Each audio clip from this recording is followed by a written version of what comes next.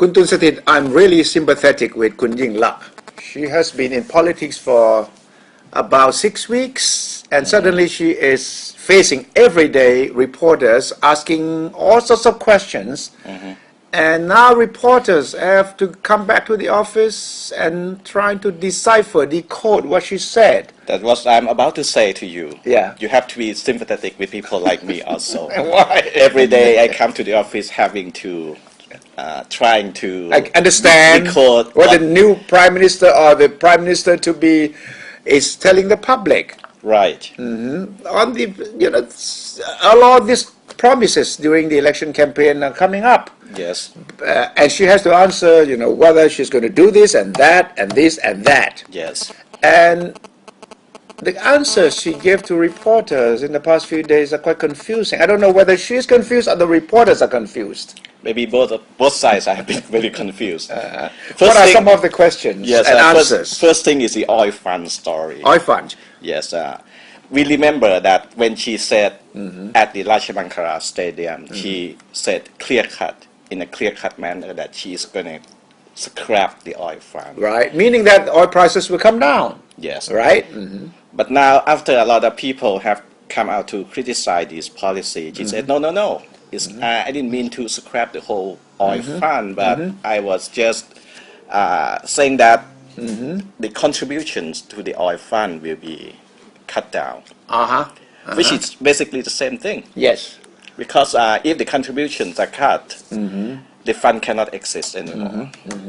But when you say something during election campaign, it's different from when you become government. You see? Of course. But now, that is only one of the questions that are causing confusion. There are also the other things also. Yeah. The minimum wage. Yeah, 300 baht a day for everybody. Yes. Or throughout the country. Throughout the country within 90 days. Yes. And now it's changed a little. She is now saying that it's going to be effective on January 1st next year. Okay, at least 6 months. Yes, and it's going to be for only skilled labor. Skilled labor. Yes, and that confuses me a little because the term minimum wage we used only to describe unskilled labor. That's why it's called minimum wage. Yes, the lowest of the wages. And now she's saying it's still 300 baht, still the same rate all over the country.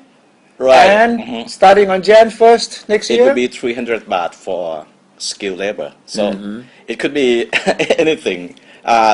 Some people are already paying more than 300 baht for skilled labor. So we still don't know what she's talking about here. But that's going to make it very difficult for small and medium-sized companies because they would have to pay higher minimum wage. Why productivity is the same, the bottom line will be affected, and even big factories will have problems. Yes, and people are warning about unemployment.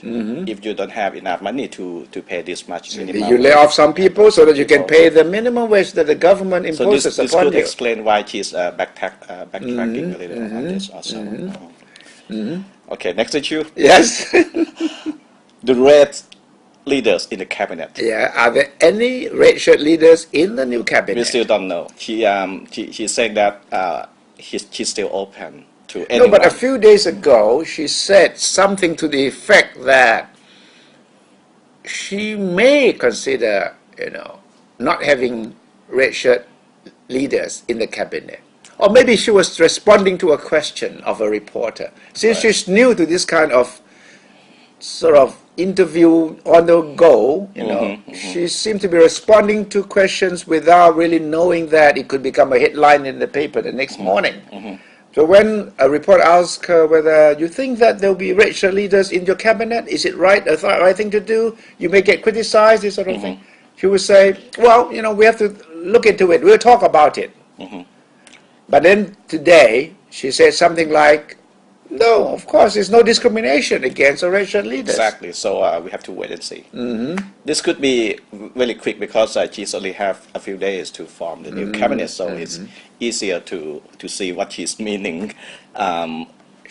Instead of the oil fund, we have to wait, and the minimum wage, we have to wait. Yeah, but on this particular case, she's also facing a unique kind of experience, the first time for her, being a party leader or being the upcoming prime minister, she has all the factions within the Pheu Thai party. Kun Sanot Thientong yesterday came out and said, no racial leaders in the cabinet, otherwise it's going to be confusing, it's going to affect a lot of feelings of the people.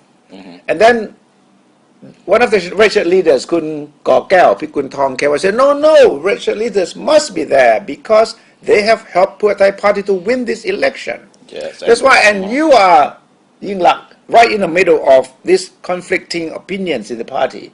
Yes. Obviously, you need to change gear and change track from time to time. Yeah, this is a very sensitive issue. And the subtext is the red shirt movement, the whole movement is watching her, so it's not easy for her. Well, I can guarantee that there will be still more to come. This kind Yes, there's one, before we finish, there's one more story about the amnesty also. Right. He hasn't been very clear on that.